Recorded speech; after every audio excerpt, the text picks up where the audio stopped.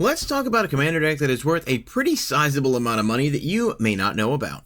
I'm talking today about the Necron Dynasties commander deck, which actually released almost 3 years ago back in 2022 as one of the first Universes Beyond expansions with Warhammer 40k.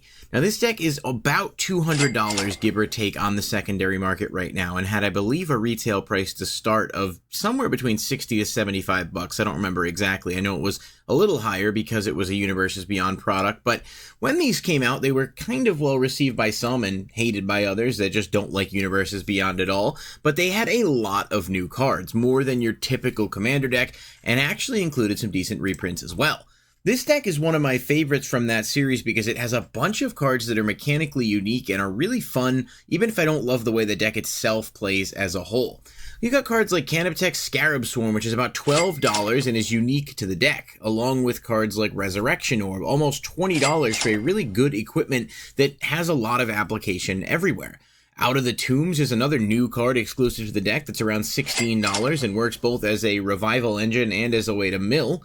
And cards like Scepter of Eternal Glory can be a massive mana rock if you can meet the conditions required for the effect.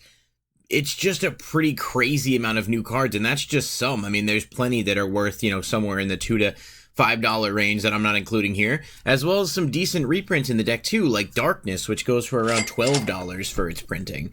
Unfortunately, the Face Commander, which is Sazerac, is not exactly the greatest card ever printed, but it does work somewhat well within the deck itself, despite only having a value of around $1. But this is one of those interesting cases where the Face Commander itself is not really worth much, but the contents of the deck are really significant and do a lot to drive up its value. What do you guys think of this deck? Have you had a chance to play it or maybe purchase it?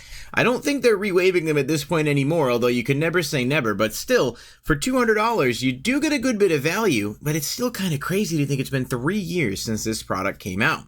If you guys want to talk about more commander decks you may not know about, feel free to go ahead and toss me a follow if you're watching on TikTok, or like and subscribe if you're watching on YouTube, and I'll catch you guys in the next video.